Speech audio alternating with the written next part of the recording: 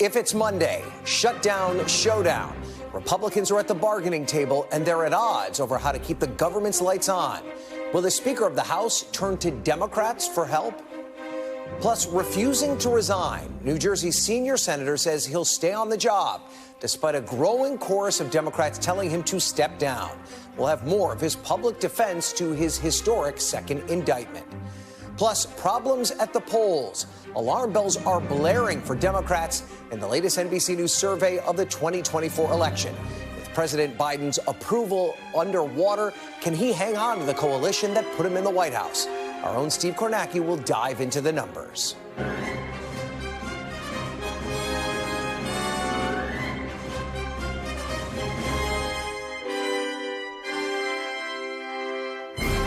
Hello and welcome to Meet the Press Now. I'm Ryan Nobles reporting in Washington, where it's tick-tock on the clock for Speaker Kevin McCarthy, as he strikes an optimistic tone on his conference's progress to avert a government shutdown, with the funding deadline only days away and yet no deal in place. Speaking this morning, Kevin McCarthy said his conference plans to move ahead with 4 individual spending bills this week, while telling me Congress still needs to pass a short-term funding bill to keep the government open, and projecting confidence that that vote could happen at any time. So if you're moving appropriations bills, sir, then have you begun talks about moving a continuing resolution as well? Well, you've got to be able to keep government open. I mean, and when you look at what the work that the members were able to do on keeping the government open, but at the same time securing the border, I think you would find a lot of support on both sides of the aisle for that. We're going to first put up the rule, be able to do the appropriation bills, and then we can move to the next. How soon could a CR be voted on then? Well, we've got the CR working now, so we could do it at any time. So do you believe you can pass a CR and send it to the Senate before? Look, I'm a believer in everything, yeah. I never give up. He never gives up. On their own, the appropriations bills aren't enough to avert a shutdown. They appear to be yet another overture by Speaker McCarthy to the hardliners in his party as he tries to rally support for a stopgap funding bill. But the holdouts have yet to show signs of budging on a continuing resolution. And just last week, they blocked a single defense spending bill twice. Over the weekend, Donald Trump again weighed in on the shutdown fight on social media, writing, quote, "Unless you get everything, shut it down." Today, McCarthy warned members a shutdown could hurt the party politically. I mean, if people want to close the government, it only makes them weaker. Why would they want to stop paying the troops or stop paying the border agents or the Coast Guard? I don't understand how that makes you stronger. I don't understand what point you're trying to make. Why would you want to stop paying those individuals? I couldn't understand somebody that would want to do that. Now, of course, even if the House can get something passed before this week's deadline, any funding effort would also have to pass the Democrat-led Senate. And McCarthy's appeals to the far right all but guarantee his version would be dead on arrival. Meanwhile, across Capitol Hill, the Senate continues to deal with the fallout of Friday's indictment of Senator Bob Menendez. Menendez defended himself against the allegations of corruption at a press conference earlier today and seemingly criticized those who've called for his resignation. I firmly believe that when all the facts are presented, not only will I be exonerated, but I still will be the New Jersey's senior senator. The court of public opinion is no substitute for our revered justice system. We cannot set aside the presumption of innocence for political expediency when the harm is irrevocable. To those who have rushed to judgment, you have done so based on a limited set of facts framed by the prosecution to be as salacious as possible. Remember, prosecutors get it wrong sometimes. Sadly, I know that. Joining me now on Capitol Hill is my colleague Sahil Kapoor. So, Sahil, Speaker McCarthy, he's sounded optimistic on where things are, but, I mean, we're just running out of time. I mean, is there any way to actually avoid a shutdown at this point? Hey, Ryan. Well, Speaker McCarthy likes to be an eternal optimist in these moments, but here on Meet the Press Now, we are going to live in reality, and the reality is time is running short. There are 5 days left, and it would take something close to a miracle for McCarthy to be able to avoid a government shutdown in time. Remember, when you strip away all the procedural machinations here, the reality is Republicans are still fighting amongst themselves about what their opening bid should be in negotiations with the Democratic-led Senate and the Democratic president. They haven't even begun that. So the idea that McCarthy can, avoid these, or I guess resolve these Republican divisions and cut a deal with Democrats and pass them through both chambers and keep his job at the same time is exceedingly unlikely. And that's what it might come down to at the end of the day. McCarthy might have to choose between fighting the government or keeping his job with the way these far-right members keep threatening it if he does pass any kind of short-term funding bill. And, you know, Sahil, in many ways, he can't even believe them when they tell him that they're going to vote for something. As we saw last week, hardliners blocked a defense appropriation bill twice, even after he thought he had the votes. Has the landscape really changed that much over the weekend? I know McCarthy told me this morning that it sounds like these guys want to negotiate, but we really don't have any hard evidence that the holdouts are ready to move forward on anything resembling a continuing resolution. Yeah, let's put it this way, Ryan. There is some hope for McCarthy that he can unlock the door to move forward with the appropriations bills. Remember, these are Republican-only bills, you know, that even if they pass, it would not avoid a government shutdown. It would just begin negotiations with the Senate on the appropriations process. But there is no sign that his far-right members who say they won't support a continuing resolution under any circumstances are budging on that. And those same exact members are saying that if McCarthy does partner with Democrats to fund the government, which he will have to do inevitably, that if he does that, they might trigger a motion to vacate the Speaker's chair, also known as overthrowing him. Yeah. Now, beyond the House, any funding deal, though, as you rightly point out, it's going to have to go through the Democratic Senate. It feels like we haven't talked about them a lot. That was one of Speaker McCarthy's important points this morning that is hard to argue with. The Senate hasn't passed anything either. What's the latest from that chamber? That's right. The Senate has been quite sluggish this month after, having a pretty smooth appropriations process up through the end of July before the August recess began. What we expect from the Senate when they're back tomorrow is a motion to move forward, a vote, I should say, to move forward with a vehicle to pass a continuing resolution. They have begun that process. It could take all week. It might require unanimous consent in the Senate to get it through before the September 30th deadline. But, overall, Ryan, the Senate is in better shape. There is at least agreement between Democrats and the vast majority of Republicans about the funding levels. They want to stick to that 2-year budget agreement. They also agree that they're going to keep out, controversial riders that either side could construe as a poison pill, whether it's stuff that Democrats want or stuff that Republicans want. So they're just in better shape to fund the government. But let's say they do pass a continuing resolution. What happens when it gets to the House, lands on McCarthy's desk? He's not going to be able to take it up and put it on the floor unless, again, he wants to risk his job. So it might be a long, painful process for him to tame these members, to talk them down and say, this is what needs to be done. And you're right. There are more people in agreement on the Senate side, both Republicans and Democrats. The issue is timing, right? And just one senator could slow that process down pretty dramatically. That's exactly right. They will very likely need unanimous consent of all 100 senators to be able to vote speedily and get a bill done before the September 30th deadline. We also don't know exactly how long this continuing resolution is going to be, whether it's going to include the president's supplemental requests on Ukraine aid and disaster funding. Chuck Schumer, the majority leader, has kept some of these options open because I think he wants to see where the votes are in the Senate and what could get through with the smoothest possible process. But yeah, the Senate, too, has work to do. It's not clear that either chamber is going to be able to pass a bill before the deadline at this moment. You're so optimistic, Sahil. I appreciate that about you. And let's continue with the optimism. The Senate also dealing with the indictment of Senator Bob Menendez. He seemed pretty defiant this morning. I mean, what's the reaction been to the allegations in Congress? There does seem to be, and it may be happening slowly, but a concerted push for him to resign. Yes, there absolutely is a concerted push among Democrats. The calls for Bob Menendez to resign are growing after that jarring indictment charging him with corruption and bribery. Some of the notable names that have called on Menendez to resign are Phil Murphy, the Democratic governor of New Jersey. Almost everyone in New Jersey's congressional delegation on the House side, who is a Democrat, has called on Menendez to resign, one exception being his son, Rob Menendez, who is a congressman from New Jersey. And in the Senate, there are very few calls for him to resign. One notable name is John Fetterman, the freshman senator from Pennsylvania, who said Menendez should go. He also said that he will return $5,000 in donations that Menendez sent his way in his 2022 campaign, and in kind of a mockery of some images from the indictment, said he's going to do it with $100 bills stuffed in an envelope. So that gives you a sense of how some Democrats feel about this. Yeah, Democrats want to run in 2024, pitching themselves as the party that believes in government, the party of good government, against what they will call the corruption and criminality of Donald Trump. Mm-hmm. Having a senator like Bob Menendez charged with bribery sticking around there is not exactly consistent with that portrait, Ryan. And Sahil, you were talking while our Capitol Hill text chain fired up with a text from our Kate Santalese, who's also reporting that Ohio's Sherrod Brown also now calling on Bob Menendez to resign. Probably notable because he is up for re-election in what will be a very competitive state of Ohio. So Sahil Kapoor, thank you for that reporting. I appreciate that.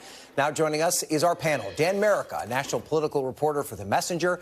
Kimberly Atkins Stohr, a Boston Globe columnist and an NBC News political analyst. And Republican strategist Doug Heye. Dan, this is where we are. McCarthy couldn't get one appropriations bill done. I mean, not last week, but really all summer. Now he tells us he's going to get 4 through and maybe a CR. I mean, how realistic is this? Highly unrealistic. I mean, I know that he says he's an optimist. He thinks he can get it done. It doesn't seem like it. I think Sahil is spot on that it doesn't look like either house, either chamber is going to be able to get something done. And you do kind of, in a way, I mean, McCarthy asked for this job, so you can't feel for him that much. But he is definitely in a position where he's debating with keeping his gavel, or at least not having his gavel threatened, and funding the government. And right now, it seems like he is saying, I'm okay with keeping my gavel and not funding the government. He's getting cheered on by people like Donald Trump and others, and he's capitulating to certainly the far right of his party. How long does that last? Does that continue to impact his standing with moderate Republicans in his party? It remains to be seen. I'm actually interested in the political ramifications of this. There are elections in a few weeks in Virginia and other states. The shutdown could be significant. No state in the nation is more tied to the federal government than Virginia, as you know well. Don't get ahead of our rundown, Dan. We're going to get to that in a second, all right? So I want to get to the guy who's been in a room for conversations like these. Doug, it's interesting with McCarthy, and to Dan's point about this, it does seem as though he's trying all these different maneuvers to convince these conservative holdouts to come on board. He did the impeachment inquiry. They just kind of shrugged their shoulders and said it's not enough. Now he has this idea where he's going to push through all these these appropriations packages and vote on them one by one. But there's really no evidence yet that that's going to be enough for them to then also vote for the continuing resolution, is there? No, he's doing everything plus the kitchen sink. And the reality is there's a nothing is good enough caucus because nothing will ever be good enough caucus. You ultimately can't satisfy them. And I think the challenge for Kevin here, it's why he's trying every maneuver that he can. It's not so much about shutting down the government. The government is going to shut down. The question is, how do we reopen it? And what are the potential political costs both within the Capitol and outside of the Capitol for that? That's where the unknowns are at this point. And it's ultimately where Republicans are looking at past times of where Republicans get blamed. At least Republican leadership realizes this. Others are playing very different strategic or tactical games. And how big of a role do you think President Trump, is he in the background in all of this? Or are there people talking to him? When has he been proactively a good actor in things like this? I think that's what we're seeing now. He's giving cover to some of those more troublemaker members, and they need some cover. Donald Trump's the perfect cover for them politically. All right, so Kimberly, I want to play President Biden addressing the shutdown just moments ago. Take a listen to this. Now a small group of extreme House Republicans, they don't want to live up to that deal, and everyone in America could be faced with paying a price for that. They're changing it. We made a deal. We shook hands. We said this is what we're going to do, and now they're reneging on the deal, which is not much of a surprise these days. At what point, though, do Democrats, like the president, like Hakeem Jeffries in the House, need to start talking to maybe some of these moderate Republicans who are probably also freaking out about the idea of a shutdown and saying, we got to make a deal, guys, because we're running out of time? Well, I would believe that they've already begun doing that. It all ends up on Kevin McCarthy. Look, it's not a matter of if he could lose his gavel based on this deal that he made. It's a matter of when. And at least now, this is a big deal. We have people, millions of people, who will be affected by this in a really real way if the government shuts down. If this is not the place where he stands up to the troublemakers, as you said, within the caucus, who represent a tiny sliver of the American electorate, when is it going to be? And so I think at this point, he needs to turn to both the moderates and the Democrats, say what it is that they want. The Democrats have already said it's ending this impeachment inquiry. We'll see if that happens. But Kevin McCarthy can't win here. There's a sense, though, that Republican leadership needs to defeat these troublemaking members. Because let's say Kevin cuts that deal and there's a motion to vacate the speaker. Does a Speaker Scalise, a Speaker McHenry now have a stronger hand? No. And so that's why they feel we need to beat them now. And it's going to be a pretty ugly process. So Kimberly, is that to Doug's point, that at some point you have to marginalize these 10 rabble-rousers, right? I mean, I've done the math many times. There's a lot more non-rabble-rousers than there are rabble-rousers, but they seem to be controlling everything. I mean, that's going to require at least a small group of Democrats, right? Yes. Does Hakeem Jeffries say to that small group of moderates, hey, listen, let's cut a deal with them to get this government funded, and then when the motion to vacate comes around, you guys can walk out of the room or do something to protect his speakership. Would that be responsible on Jeffries' part? Depending on what that deal is, I think that's exactly what you're going to see happen. You have people on the Democratic side who, unlike the Republican side, are talking to each other, coming up with a plan, and are really gaming this out. And in the meantime, they can point the blame to Republicans if the government shuts down, as you said, depending on how long it remains shut down. Okay, now let's get to your piece, Dan. Dan wrote a piece for the messenger.com about the political fallout beyond Capitol Hill and how this could affect legislative races in Virginia. We spent a lot of time talking about what happens here in the Beltway, but this has big impacts outside and not that far out of the Beltway. One of the Republican candidates, Ian Lovejoy, who's running for the House of Delegates, and they're trying to hold on to the House of Delegates there, said, in Richmond, I will never shut down the government over politics. The needs of my constituents will always come first, and it's time for Congress to wake up and protect the livelihoods of those who represent, who they represent. So I live in Northern Virginia. I've got a lot of neighborhood dads and moms who are coming to me at our barbecues and being like, am I getting furloughed? If you're running for the House of Delegates, even though it's not the Richmond State Legislature's fault, there's going to be blowback there if you're a Republican, and it's Republicans who get blamed, right? Huge blowback. I mean, Virginia is tied to the federal government, whether it likes it or not. It's tried to diversify its economy. In Northern Virginia, it has not done that. There are hundreds of thousands, there are tens of thousands of government workers who live in the D.C. suburbs. There are bus lines that go from one city in Virginia directly to D.C. because that's how federal workers get to work. And those people could be furloughed if the government shuts down. It has happened before. In 2013, there were key governors, attorney general, and lieutenant governor race in Virginia. The government shut down for 2 weeks and a few days. All three of those Democrats won those races in 2013. It is complicated for Republicans in these districts because there are some who want to cheer a shutdown, who want to see the federal government go down. There's a sentiment behind that, but they know that the vast majority of folks who live in that district either live next to somebody who works for the federal government or the bodega or the coffee shop down the street gets a lot of business from those folks, and all of those business would be impacted. It's not just the federal government shutting down and losing paychecks. It's businesses in these communities as well. And the government contractors, too, who will not get back pay. Doug, you were in Eric Cantor's office during a shutdown. I mean, talk about that impact. What does it mean for constituents, particularly for people who represent constituents in Virginia and Maryland? I mean, it's everything that the federal government does. And in Maryland and in Virginia, that touches day-to-day life in a way that it just doesn't in, so I'm from North Carolina or North Dakota or Texas or pick your state. But the political realities are also very different for House members. I remember those races. And, it was, we told these members, if we close down the government, you've touched the stove, you get burned. But our elections in the House were a year later.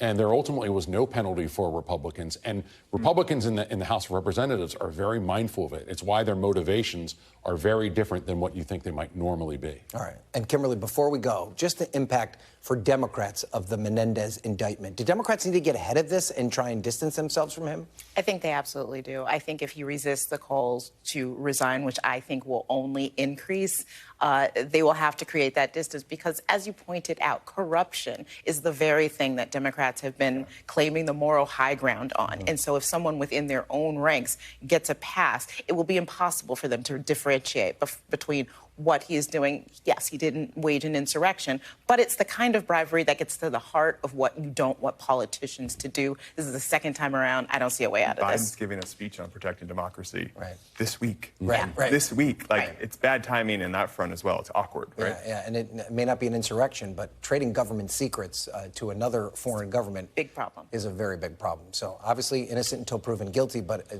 very big issue for Democrats. Great conversation, guys. Dan Merica, Kimberly Atkins Stohr, and Doug Heye. Thank you all for being here. Still to come this hour, the enthusiasm gap and widespread concerns for Joe Biden, what the latest NBC polling says about the 2024 race. Steve Kornacki standing by at the big board, and the growing migrant crisis. We'll talk to New York Democratic Congressman Vicente Gonzalez Jr. about just what Washington can do to help overwhelm cities and states. You're watching Meet the Press now.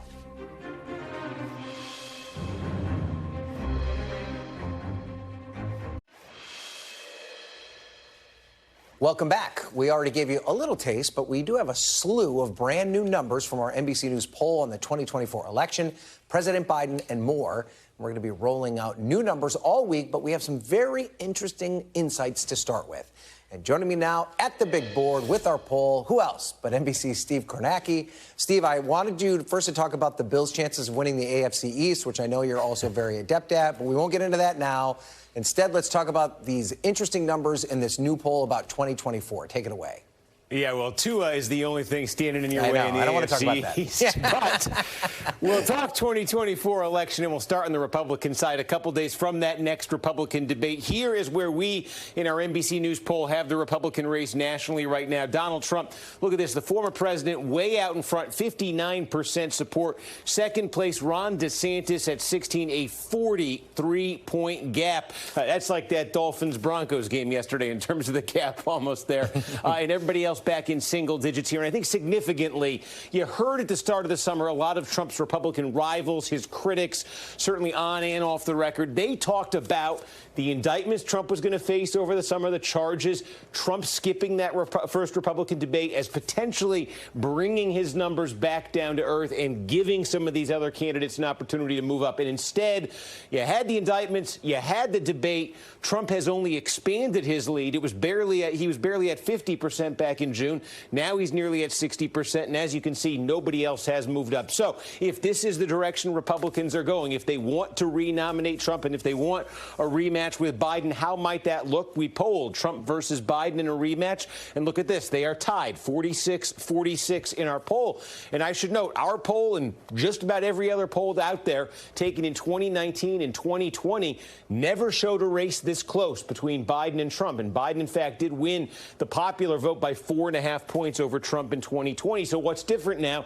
I mean, the obvious difference is if this is a rematch, the roles are reversed. Biden would be the incumbent. Trump would be the challenger. And as an incumbent president, Biden is subject to numbers like this. His job approval rating sits at 41% in our poll, 56% disapprove. That is a record high for Biden as president in our poll, 56% disapprove. Big thing driving that is the economy. Start of Biden's presidency, the country was basically divided in half on whether they were satisfied or dissatisfied with the economy. But now it's barely 1 in 4 voters who say they're satisfied with where the economy is. That's certainly not going to help Biden. Neither is this. We've talked about certainly the indictments, the charges, the looming trials with Donald Trump, asking voters if that's a major or a moderate concern for them. 62% say that Trump's criminal and legal issues are a major or moderate concern. But look at this number, 12 points higher. 74% say that the president's age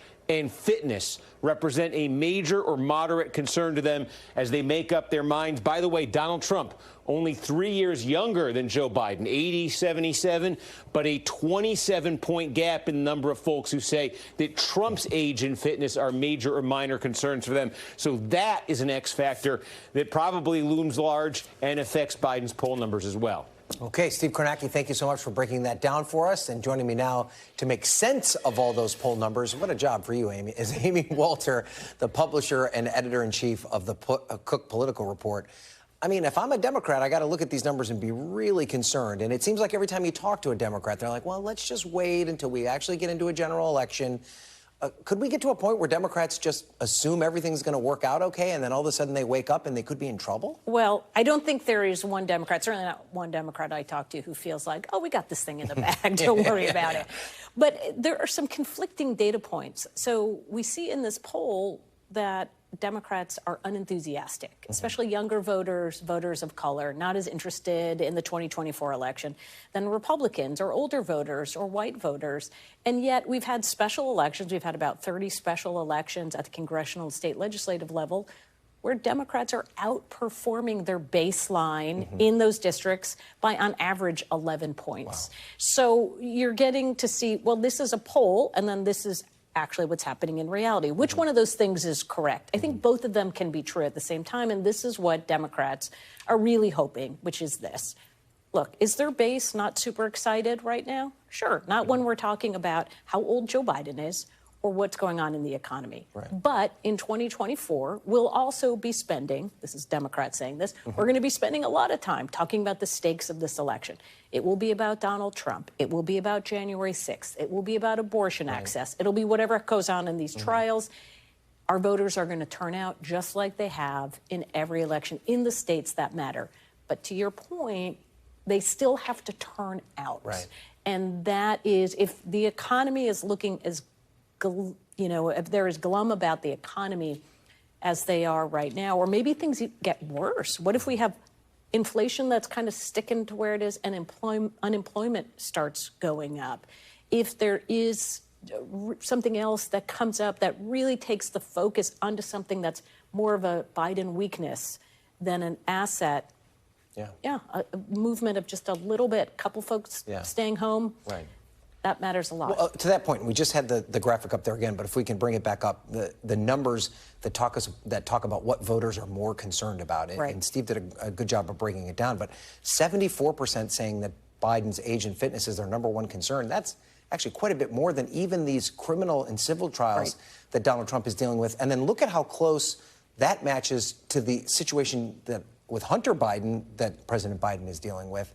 I mean, this has got to be something that weighs on those enthusiasm numbers. There's no doubt about that. There's no doubt about that. That when whatever number it is, polls have different numbers, but 60% or so of Democrats say, I'd like another candidate other than Joe Biden at the top of the ticket. That's there's certainly an enthusiasm challenge right there. The question becomes, I think, for Biden, we're only in 2023. He's not going to be younger in 2024. So what does the age issue look like a year from now? For Trump, yes, I think for a lot of people, they're like, okay, the indictments, we've heard a lot about it. It seems like same old we keep hearing about. When it's in the public attention day in and day out, you all will be reporting on the various trials.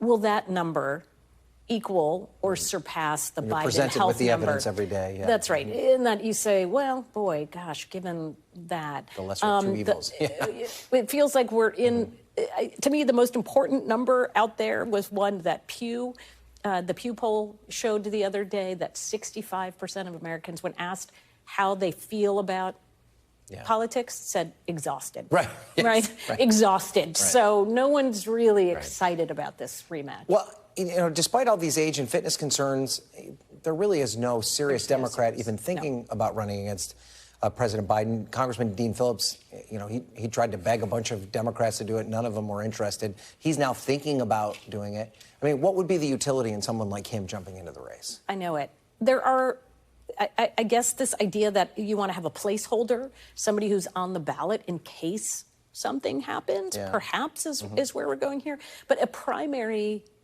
challenge to Joe Biden is not likely to go anywhere.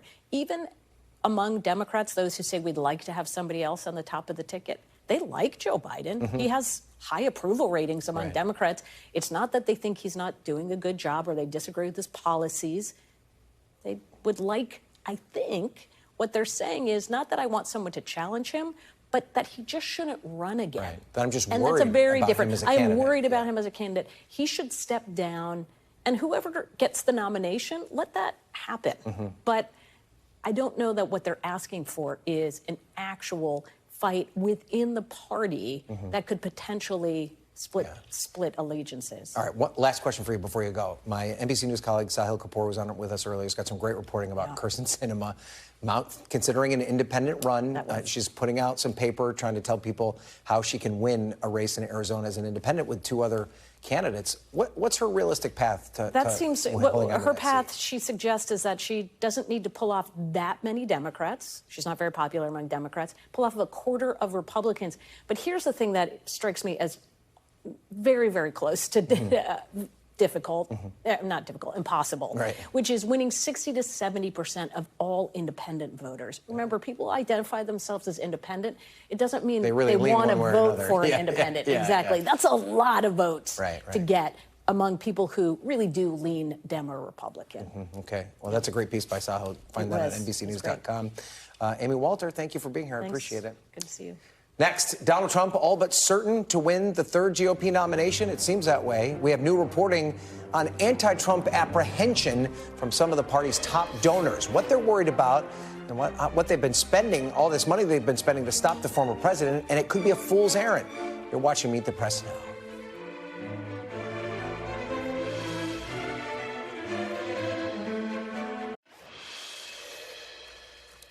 Welcome back. At this hour, Donald Trump is on the campaign trail in South Carolina, talking to voters in the early primary state as his lead in the primary polls remains massive.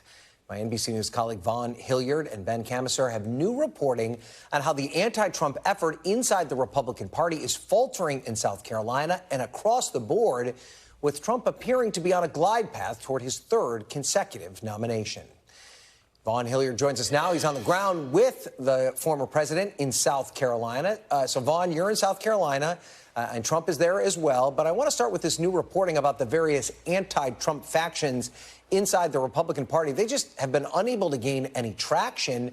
Are they worried that it may be too late? Ryan, that's exactly the concern. And when I was talking with one particular campaign advisor on a non-Trump campaign, the way this person put it to me was that there was a lot of talk to start the year about starting Donald Trump from outside organizations, folks that weren't directly working for campaigns. But when it came time to put rubber on the road, it's a big question mark as to where that cavalry actually went. Because when you're looking at, just take Club for Growth, for example, one of those key conservative groups, its leader held a retreat donor back in February in West Palm Beach that hosted 5 of the alternative Trump presidential candidates and made the commitment that they were going to go essentially all in to make sure Donald Trump didn't ascend to the nomination again. But here, just 3.5 months to the Iowa caucus, that group, Club for Growth, has only spent about $6 million in advertising at this point. And notably, most of that money was spent over the summer. In the month of September, Ryan, just $5,000. There's concern among folks that are working for campaigns and also those on the outside, though, that gap in that opportunity window is narrowing to take down Donald Trump. So it does seem like there's a cash problem. I mean, these groups are not at all digging into Trump's lead. I mean, if I'm a big donor, right, and I've already given a lot more, there's not a ton of incentive for me to keep giving, right? Exactly. I was talking to a key fundraiser out in Arizona who was Donald Trump's campaign finance chair in 2016 and 2020, but she told me, I mean, she was open-minded. She said that Ron DeSantis' campaign particularly was wooing her.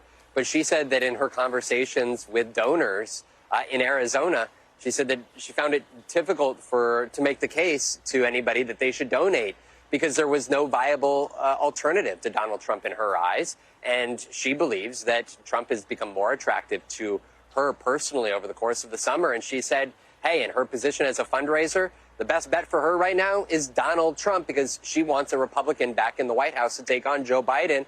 And right now, the best place to place money for her and for other donors is on Donald Trump. So you're in a state right now with two very popular natives, and Nikki Haley and Tim Scott, who are both running for president. But Donald Trump is the one with the big lead there. I mean, what have you heard from South Carolina voters?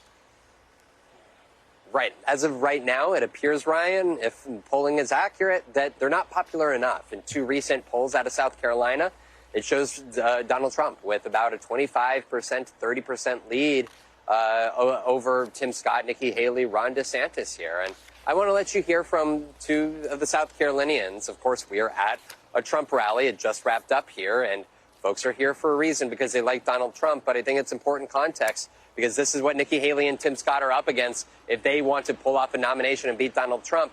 Listen to 2 of the South Carolinians who I just talked to. You guys have 2 of your own candidates running from South Carolina. Why Donald Trump and not them? I love Nikki Haley. I love Tim Scott. They're You love them? They're great people, but I love Trump more because he's amazing. Even though you guys have gotten to know Nikki Haley and Tim Scott over all these years on a quite personal level, they've been in the news every day for you. Absolutely. Yeah. You still say, better the devil you know than the devil you don't. Absolutely. And Ryan, I've been having those exact types of conversations dating back to January, dating back to the summer, and here again in September. We're 4 months away from the South Carolina primary. It could be that last dam that could break and give Donald Trump the nomination ultimately, Ryan. Okay. Excellent reporting as always, Vaughn Hilliard. Thank you so much. We appreciate it. Growing calls for federal help as cities declare border emergencies. Is Congress working on any policy fixes? Democratic Representative Vicente Gonzalez is standing by. We'll talk to him next. You're watching Meet the Press Now.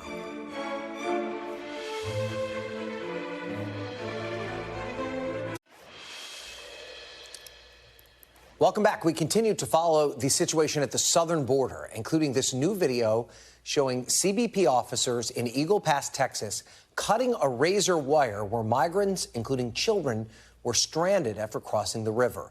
A DHS official tells NBC News that the U.S. Border Patrol made 8,900 apprehensions yesterday alone. And in El Paso, the Democratic mayor is now warning that the influx of migrants has pushed his city to a breaking point, straining his city's resources and shelter capacity.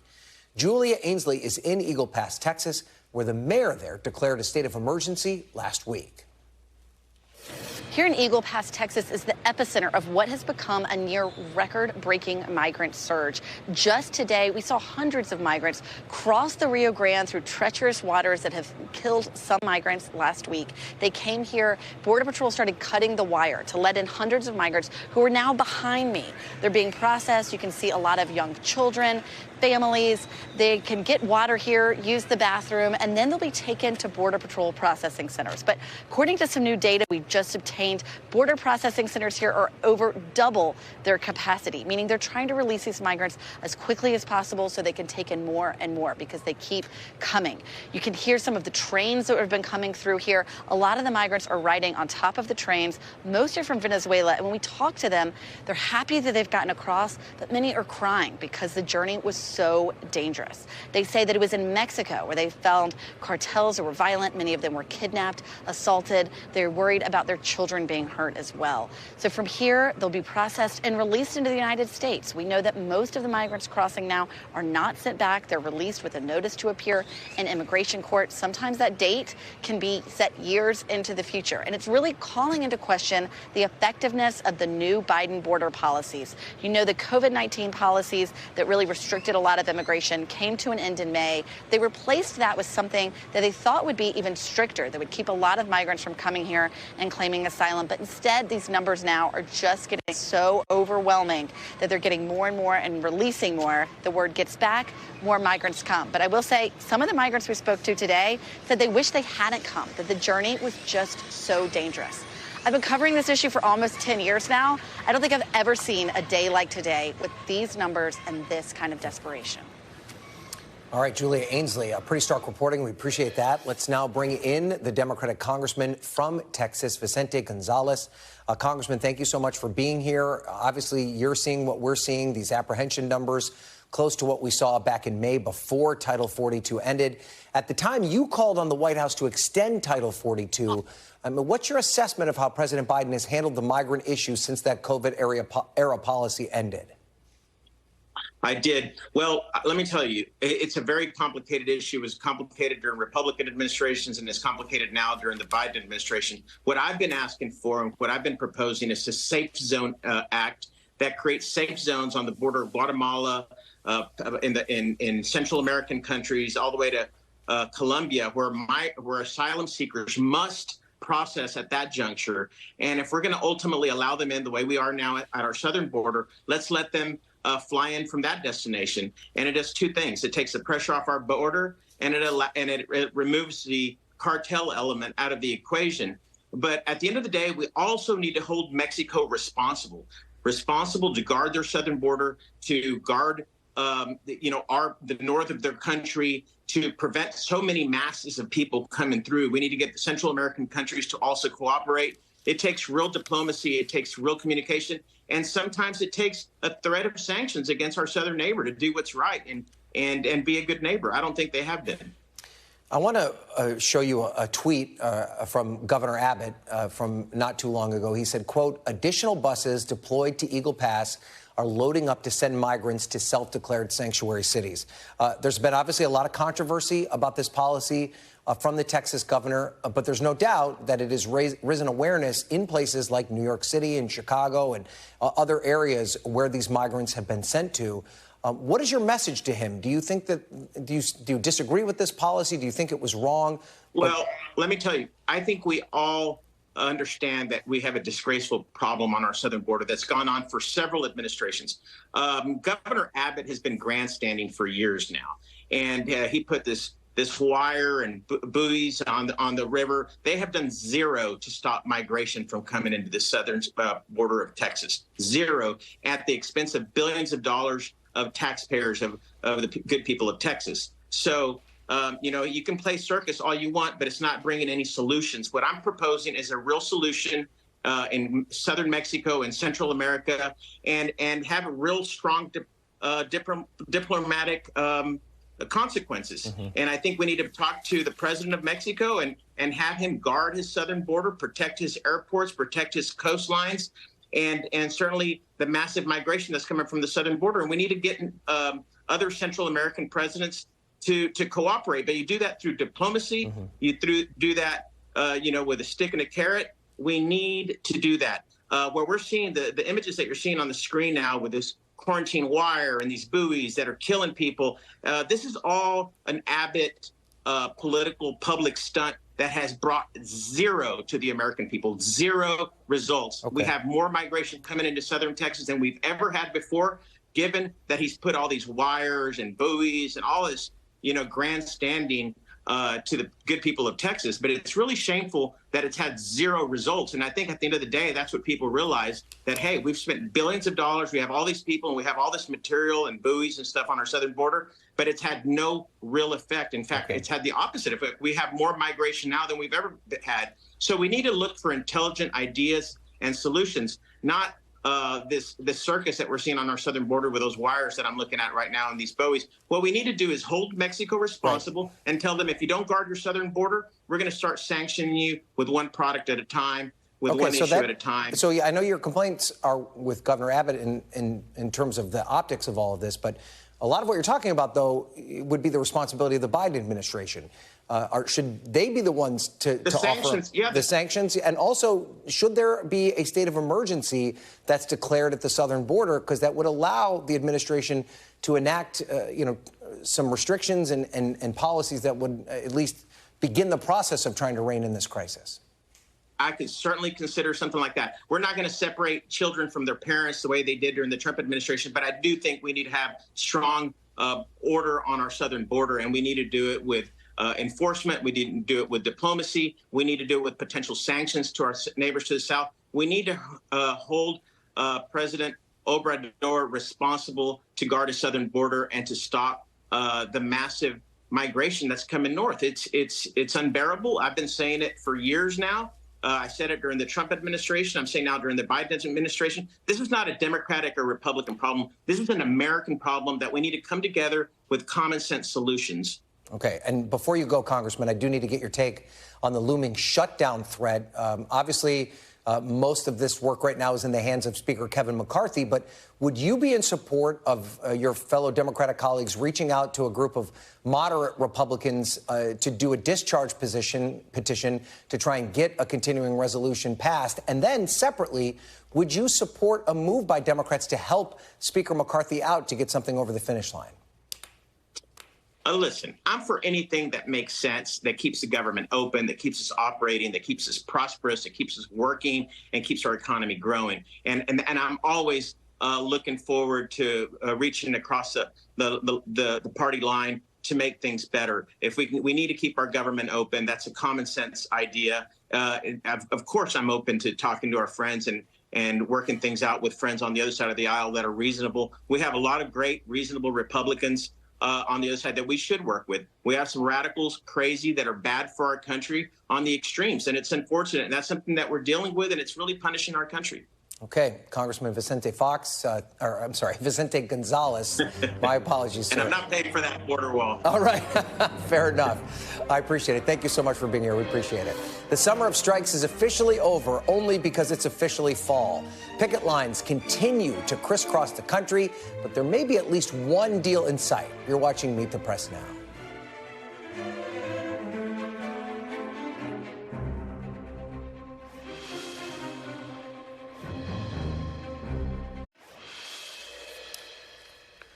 Welcome back. We are one step closer to Hollywood being back in action. Overnight, the Writers Guild of America and Hollywood's top media companies reached a tentative agreement to resolve the nearly 150-day strike.